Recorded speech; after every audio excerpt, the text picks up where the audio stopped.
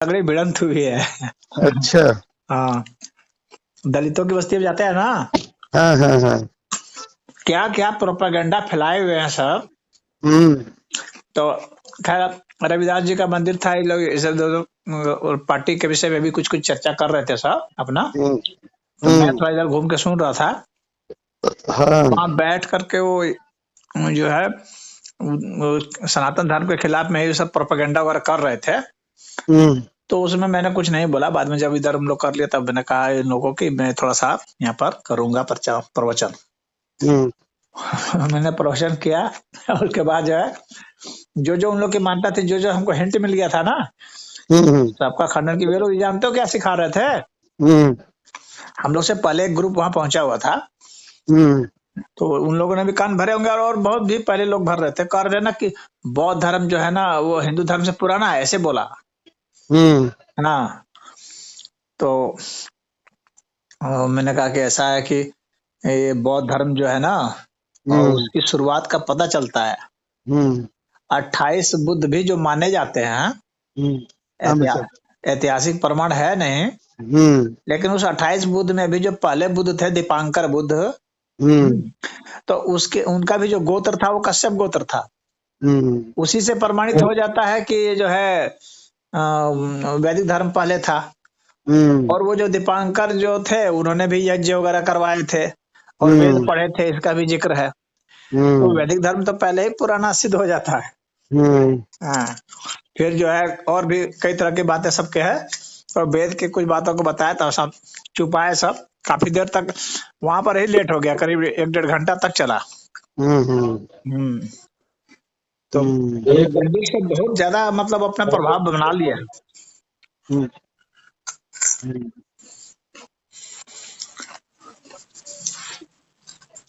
सबसे बड़ी बात ये है ना कि वो बोल रहे हैं वही ज्ञान हो गया। हाँ गांव में हाँ, उनको सामान्य आदमी के लिए वही ज्ञान हो गया। वही ज्ञान है जो सिखा दिया गया।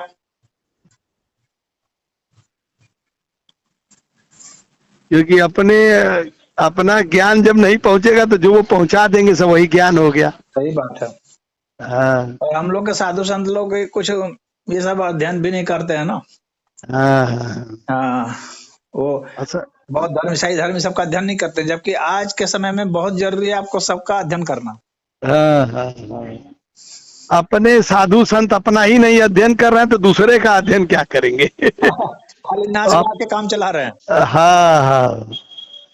वो अपने ही रो के रुला के कथा बाँच के बचवा के हम्म। उसको ही कितना नाटक ढंग से कहा जाए, कितना ड्रामा से कहा जाए कि ज्यादा चढ़ावा उतरे। और उसी उद्देश्य तरीके ही से चढ़ावा है तो क्या होगा। उनका ध्येय ही चढ़ावा है, सही कह रहे हो। हाँ उनका जितने मंदिर महंत पंडित पुजारी सबका एक निष्ठ उद्देश्य है चढ़ावा। हाँ। सब सारा प्रपंच चढ़ावे के लिए। सनातन धर्म को इनको फिक्र नहीं है कुछ वो करने की। वो अपने चढ़ावे के इर्द गिर्द सोच रहे हैं। और आज कलिया शंकर शरण का बहुत अच्छा लेख था किसका? परसों। शंकर शरण है, हिस्टोरियन है, अच्छा। हैदराबाद, बड़े बड़े सनातनी हिस्टोरियन है। हम्म। 40 साल से लड़ रहे हैं इस मिशनरी और पाखंडियों के खिलाफ। हाँ तो वही कह रहे थे कि अ, राम और शिव की पूजा तब भी थी हाँ और खूब थी जब लुटेरे आते थे 150 की संख्या में और लूट के ले जाते थे। हाँ। हम सारे लोग खूब किंग करते हुए विमूढ़ देखते रहते थे। हम्म। तो कहीं ऐसा ना हो कि ये सब पूजा और प्रपंच जो है उधर न ले जाए हमारे समाज को। क्योंकि बड़ा मुश्किल से अ, जो धर्म और धर्मों के बीच के संघर्ष के प्रति थोड़ी जो जागरूकता आई है तो फिर इसी सब पाखंड में न घुस जाए। असल में आप जानते हो, सनातन हम्म धर्म को वास्तव में अब रिप्रेजेंट जो है ना, हम्म वो दूसरा वर्ग कर रहा है। ब्राह्मण वर्ग अब उतना नहीं कर रहा है। हम्म हाँ। जो अध्ययन कर रहे हैं, इतिहास का अध्ययन कर रहे हैं, धर्म ग्रंथों का अध्ययन कर रहे हैं, वे सब लोग कमान संभाले हैं। पहले भी वे लोग करते थे तो उनसे ही बचा है। हम्म। हम्म। नहीं नहीं तो, ठीक है, उतने इकट्ठे तो हो तो अब इंटेलेक्चुअल क्लास वो तो है जो इन चीजों को वो कर रहा है, नहीं तो इन पोंगापंथियों के सहारे तो फिर हो ही चुका था धर्म का काम। हाँ, हम्म। ये लोग तो नैया को डुबाने में कोई कसर बाकी नहीं रखते। अब राम की बात कर रहे थे सब वहां हम्म। जहाँ गए थे हम्म। तो, हम्म। क्योंकि राम मंदिर की अभी चर्चा हो रही है तो राम की बात कर रहे थे। हम्म। तो वहां पर मैंने कहा कि ऐसा नहीं है कि ये रामचंद्र जी जब आए वो तभी राम थे। हम्म। रामचंद्र जी से भी बड़े थे परशुराम। हम्म। वो राम थे, उनका नाम राम ही था। बाद में परशु धारण करने के कारण परशुराम उनको कहा जाने लगा। हाँ हाँ। उससे भी सिद्ध होता है कि राम पहले थे। हम्म। हाँ, राम ये तो नहीं। जो है ना, राम शब्द जो है वो पहले का शब्द है। हाँ कर लीजिए जरा ब्लोअर वॉइस में दे दीजिए। हम्म हम्म। राम शब्द बहुत पहले का है। तो राम शब्द का अर्थ जो है उन लोगों को मैंने समझाया। हम्म। हम्म तो जो पुराणों में जो कथाएं हैं ना, जो हम्म। बहुत जो साधारण लोगों के लिए लिखी गई हैं, कुछ हम्म। अतिशयोक्ति अलंकार और उपमा अलंकार के साथ, हम्म। तो उसको ये तर्कवादी पढ़ रहे हैं और उसको तथ्यात्मक रूप से, जिनको काव्य दृष्टि नहीं है, हाँ। तो वे पढ़ करके उसका जो वैसे ही अर्थ करते हैं जैसा लिखा हुआ, बस वैसा ही। तो हाँ गुरु जी, वो इसके तो कारण मैं भी भी कहता भ्रांति हो हूँ ना कि जाती है। ज्यादा जो है ना, ज्यादा संदेह जो है और ज्यादा जो वो अपने प्रति जो आलोचनात्मक दृष्टि उस पुराणों की वजह से ही पुराणों की बनती वजह है। से ही है। तो मैंने कहा कि भाई जिसको तर्क वगैरह से देखते हैं तो पढ़िए ना, वैशेषिक दर्शन है पढ़िए, उपनिषद है पढ़िए, न्याय दर्शन पढ़िए, हाँ सांख्य दर्शन है उसको पढ़िए, हम्म। उन लोग के लिए है वेद पढ़िए। हम्म। तो उन सब के लिए ग्रंथ हैं, योग सूत्र है पढ़िए, उसको पढ़िए, विज्ञान हम्म। भैरव तंत्र है पढ़िए। हम्म। तो वैसे लोगों के लिए उस तरह के ग्रंथ हैं।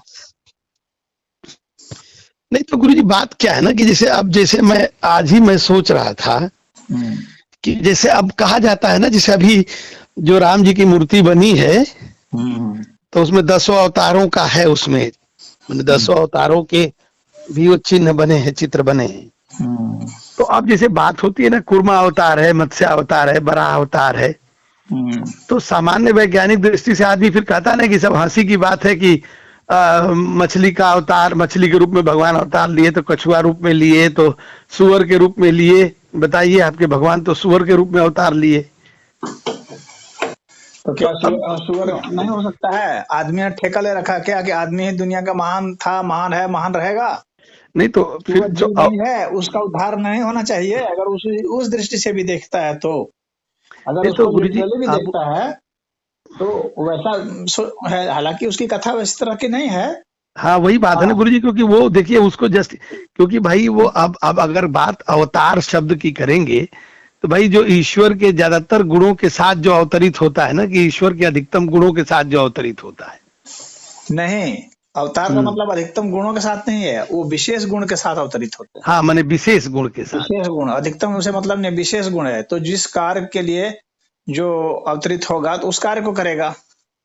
तो हाँ। वराह अवतार का है कि पृथ्वी जो है, पृथ्वी को जो है उठाना है ऊपर। हम्म। पृथ्वी हम्म। रसातल में जा रही थी। हम्म। हाँ, तो जो भौतिक जो है हम लोग की जो समृद्धि है वो रसातल में जा रही थी। उसको उठाने के लिए ही जो है अवतरित हुए। उनका वराह अवतार उनका नाम पड़ा, उठाने के कारण। नहीं तो अब जैसे बात ये है ना कि अब अगर जैसे भौतिक। परशुराम है तो इसका मतलब ये थोड़ी है कि वो जो है खड़ग थे, हम्म। आदमी ही न थे। हम्म। हनुमान आदमी ही न थे। हम्म।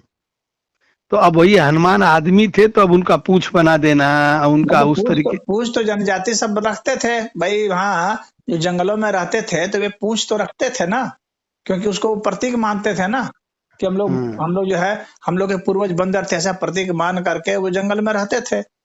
हम्म। अभी भी जब कितनी जनजातियां हैं जाके देखो, भैंसा का सींग लगाए हुए हैं, इसका मतलब भैंसा थोड़ी है वे। हम्म। कितनी जनजातियों को देखोगे, कितने तो मोर लगाते थे, मोर हाँ। पंख लगाते थे, तो उसे उसे मोर थोड़ी हो गए, आदमी थे ना। हम्म। उन्होंने कोई एक चीज धारण कर दिया किसी एक प्राणी का। कोई पंख हम्म। लगा लेता है, कोई कुछ धारण कर लेता है, तो उसे वह थोड़ी हो जाता है वह। बस उसमें उसकी एक विशेषता है, उसको मानता है, इसलिए उसने उसका एक प्रतीक चिन्ह लगा लिया है। हम्म। अब तिरंगा जो है वो भारत थोड़ी है हम्म। तो ही ना, लेकिन फिर हाँ भी वो उसको बात। भारत का प्रतीक रूप में माना जाता है ना। तो अब गुरुजी नहीं, जैसे आपसे कहे थे, आपने उस दिन हम लोग आ रहे थे जब कहाँ से, तो आपने कहा ना कि भाई गणेश का जो अवतार है वो सूर्ण नहीं है, वो गण के ईश है। हाँ हाँ, गण गण के ईश से मतलब है। माने गणों में सर्वश्रेष्ठ है, इसलिए वो गणेश है। हाँ लेकिन अब हमारे मूर्तिकारों ने उसमें सूर्ण बना दिया, तो पूरी दुनिया तो अब इसी बात पर कहती है ना कि देखो ये सूर्ण वाला, ये आदमी कैसे सूर्ण कैसे हो सकता है। तो अब इसको हम नहीं आपसे कहते कि इसको हम लोगों को पूरा एक खंडन करना पड़ेगा, या इसका पूरा वो वैज्ञानिक रूप से वो कहना पड़ेगा कि भाई देखो इसके पीछे ये विज्ञान है। हाँ, तो उसके पीछे जो विज्ञान है, जो रहस्य है, उसको बताने वाले बताते हैं ना। वह तो हाँ, भाई गणेश जिस अर्थ में है, जिन लोगों को समझाने के लिए बनाया है, उस अर्थ में बना दिया है मूर्तिकार ने और कथाकार ने लिख दिया है। उसके रहस्य को उद्घाटित करना, ये तो उसके जो प्रवचन करता है उनका काम है। वही गुरुजी तो ना, तो अब उस पे भी ना जिसको कोई एका नहीं जिसको है ना, वेद उसमें पर भी। पढ़ना है तो वो पढ़े ना वेद, हम्म, सीधे वो वेद पढ़ ले, छोड़े हटाए इन सबको, क्योंकि ये सब सारी चीजें तो वेद पर ही आधारित हैं। और हाँ, वेद विरुद्ध जो वचन है वो अमान्य है। वो तो शास्त्र में बताया गया कि जो वेद विरुद्ध होगा, जो कथन, तो वो ऐसे अमान्य है। अगर आपको लगता है कि यह वेद विरुद्ध है तो अमान्य कर दीजिए, उसमें कोई हम्म, कोई इतना थोड़ी है। सनातन धर्म का एक ही ग्रंथ है वास्तव में, और वो है वेद। हम्म। बस, और कोई ग्रंथ थोड़ी ना है, बाकी ग्रंथ तो उसी को एक्सप्लेन करने के लिए है। हाँ, तो ये बात बहुत कस के कहनी पड़ेगी ना गुरुजी, यही तो नहीं कहा जा रहा। वो अब हम दिक्कत क्या होता है ना कि अब आप गणेश की व्याख्या भी आप देखिए तो 20 ठो संत या वो अपने धर्म के लोग करेंगे तो 20 तरीके से करेंगे। अरे तो बिल्कुल कोई एक करेंगे। तो कोई मैथमेटिक्स का कोई एक जो सवाल है, उसको कोई आदमी 20 तरीके से हल करता है। रामानुजन नहीं, एक ही सवाल को कितने तरीके से हल करते थे। नहीं तो गुरुजी अब उसमें क्या होता है ना कि कोई थियरी तो एक देना पड़ेगा ना। जैसे थियरी आप अलग अलग कहेंगे, कोई नहीं नहीं नहीं वो जो हाथी थे, तो नहीं वो हाथी का ही काट के लगा दिया था। अब इस तर्क को करेंगे तो जस्टिफाई नहीं होगा। अब देखो, जैसे आपने कहा कि वो गणों के भाई ईस्ट थे इसलिए कहा। जिस तरह के श्रोता है, हम्म, अलग अलग स्तर के अलग अलग संत हैं। जो जैसा हम्म, समझता है उसके हिसाब से वैसे वैसे संत हुए। लेकिन हम्म, यह जो सनातन परंपरा थी उसके लिहाज से सही था। लेकिन जब अब सनातनियों की जब भिड़ंत जो है उनसे हो रही है, जो कि हम्म। गैर सनातनी है, हाँ, या नास्तिक है या मूर्ति भंजक है या जो मूर्ति भी है, पूजक नहीं। तो उनके लिए आपको एक सटीक वो व्याख्या करनी पड़ेगी। यही, और जो विज्ञान एक सम्मत, बात यह विज्ञान सम्मत। ये एक बात है, सिर्फ व्याख्या नहीं करनी है, पलट करके उसके ऊपर काउंटर क्वेश्चन करना है। हम्म, सिर्फ तुम ही प्रश्न करोगे और मैं उत्तर दूंगा, मैं भी प्रश्न करूंगा, तुम उत्तर दोगे। तुम हम्म, नास्तिक हो तो तुम्हारे नास्तिकता पर प्रश्न करूंगा। हम्म, तुम अपनी व्याख्या तो दो, तुम्हारी व्याख्या कौन हम्म, देगा। तुम एक प्रश्न पूछोगे, ठीक है, मैं तुम्हारे एक प्रश्न का उत्तर दूंगा, लेकिन नेक्स्ट प्रश्न मैं पूछूंगा, तुम उत्तर दोगे। हम्म, हाँ, ये नहीं है कि हर समय तुम पूछोगे और मैं उत्तर दूंगा, यानी तुम ऑफेंसिव में रहोगे, मैं डिफेंसिव में रहूंगा, ऐसा थोड़ी होगा। हम्म।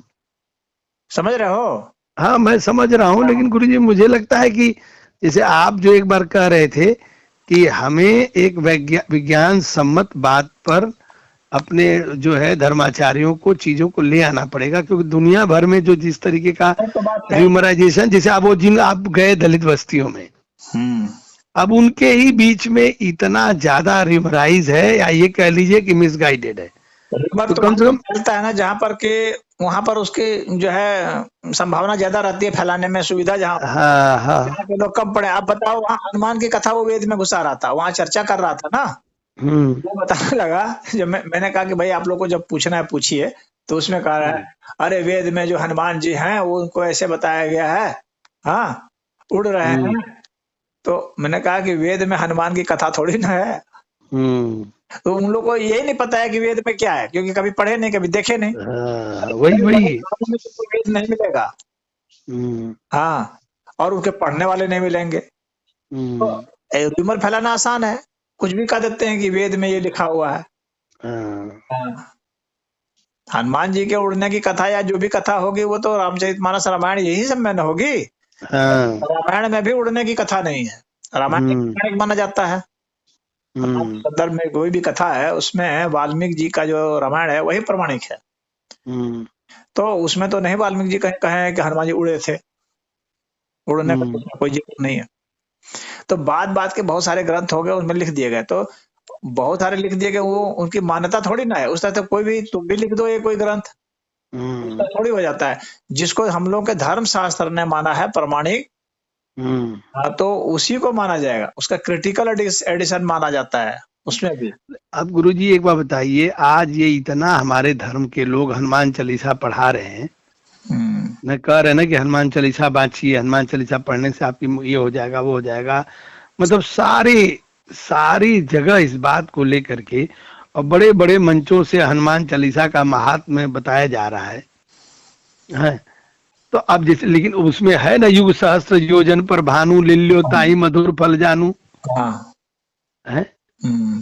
तो अब वो सामने वाला प्रश्न पूछता है ना, अच्छा भैया सूर्य भगवान को वो मीठा फल जान करके ले लिए, घोट गए, आप बताइए ऐसे। ऐसा है ना कि वो एक वहां पर चर्चा हुई थी, तो मैंने कहा, उनको बताया कि पहले तो तुम ये समझो कि कोई जरूरत नहीं है, नहीं सूर्य किसको कहते हैं ये जानना जरूरी है। सूर्य, कुछ लोग अगर इस सूर्य को समझ रहे हैं जो कि इस तरह से जिसको तारा माना जाता है, हाँ, तो यह इस सूर्य की बात ही नहीं है वेद में। हमको जब भी ये समझना है, आध्यात्मिक चीज समझना है, तो हमको वेद का उपांग जो है निरुक्त, उसके अनुसार से समझना है। सूर्य प्रकाशमान जो पुंज हैं, जो सूर्य हैं प्रकाश के, ऊर्जा के, उसको सूर्य कहा जाता है। उसका इस सौर मंडल के सूर्य से कोई लेना देना नहीं है। हाँ, तो उस जो भी हम लोग के संतों ने जो वर्णन किया है वो सब आध्यात्मिक वर्णन है। हाँ, तो इसी बात को मैं कह रहा हूँ, इस बात को इम्फेसाइज करना पड़ेगा। हाँ, उसका आप कभी भी भौतिक अर्थ लगाएंगे तो सब उल्टा पुल्टा सब अर्थ निकलेगा सब चीज का। हाँ, यही मेरा कहने का मतलब। हाँ, तो उसको सूर्य देवता कहा है, सूर्य देव का है। देव का मतलब ही होता है कि ऊर्जा के जो अधिष्ठाता हैं उनको देव कहा गया है। सूर्य भी एक देव है। तो चलिए, अब तो ये है कि अब संस्कृतियों का संघर्ष अब ऊपर आ गया है, अब तो बौद्धिक रूप से ही जो टिकेगा सो टिकेगा। वह तो है। हाँ, जो विज्ञान और बौद्धिकता से ही टिक पाएगा। हाँ, तो टिक उसी तरह से भाई, तर्क से अलग जा करके आप नहीं कर पाएंगे। हाँ, वही बात लेकिन है। अब ये है ना कि इससे एक हानि हुई है, मैं देख रहा हूँ और समाज में भी देख रहा हूँ। जानते हो क्या हानि हुई है? अब कवि बहुत कम पैदा हो रहे हैं। देख रहे हो कि नहीं समाज में? हाँ, नहीं, कवि तो गुरुजी बहुत पैदा हो रहे हैं। नहीं, कवि कहाँ पैदा हो रहे हैं? इतने कवि सम्मेलन होते थे, कहाँ कवि। अब कवि का तुम देख रहे हो, बस कवि के नाम पर इतना है कि फुहड़ बात बोलकर लोगों को हंसा देना, बस इतना भर रह गया। लेकिन गुरुजी मतलब कविताएं सामान्य व्यक्ति कविताएं बहुत लिख रहा है, जो भिन्न भिन्न तरह के अलंकारों का प्रयोग कर करके जो लोगों को समझाने की जो विधा थी वो सब समाप्त हो गई है। कहाँ कौन कविता लिख रहा है? वो लिख रहा है तो बस थोड़ा सा कुछ रसिक टाइप का कुछ हल्का सा लिख दे रहा है और कुछ फुहड़ कविता लिख दे रहा है जिससे कुछ लोग हंस लें, बस उतना भर रह गया है। क्या अभी इतने बड़े बड़े कवि हैं, अगर उनको कह दिया जाए कि जैसे वाल्मीकि रामायण में इतने इतने जो है उन्होंने लिखे हैं, वाल्मीकि जी ने छंद लिखे हैं, आप सिर्फ एक छंद उसके टक्कर का बना के दिखाइए। तो असल बात अभी आजकल के कवि लोग छंद वाली कविता को तो महत्व नहीं देते हैं ना, नई कविता के नाम पर। ठीक है, वे महत्व नहीं देते, मत दें, लेकिन एक कम से कम लिख के दिखाएं ना कि उनका पोटेंशियल कम से कम है उतना। बाकी आप मत कीजिए आप, लेकिन एक तो उस तरह का श्लोक लिख करके दिखाइए। उसके बाद आप जो लिखते हैं वही लिखिए। लेकिन तो नहीं देख रहा हूं ऐसा, उस स्तर की कहाँ रचना हो रही है कि शंकराचार्य की रचना जैसे कर दिए, या जैसे रावण ने ही रचना की थी शिव तांडव स्तोत्र की, उस तरह से कोई भी रचना करके दिखाता तब तो माना जाता कि हाँ भाई अभी काव्य है। तो हम लोग के जो शास्त्र हैं वो अधिकतर काव्य शैली में लिखे गए, कुछ शास्त्रों को छोड़ दिया जाए तो काव्य शास्त्र में लिखने के कारण क्या हुआ कि अब उसमें आप तर्क और विज्ञान खोज करके वो काव्य की ऐसी तैसी कर दिया। वो अलग शैली में लिखी गई है, वो अलग उद्देश्य से लिखी गई है। बहुत विज्ञान रस आता है, विज्ञान के जो शास्त्र है पढ़िए, शास्त्र भी तो लिखे हुए हैं वहां उसको पढ़िए, उसके हिसाब से आप फिर खोजिए, उसमें दोष खोजिए तो कोई बात है।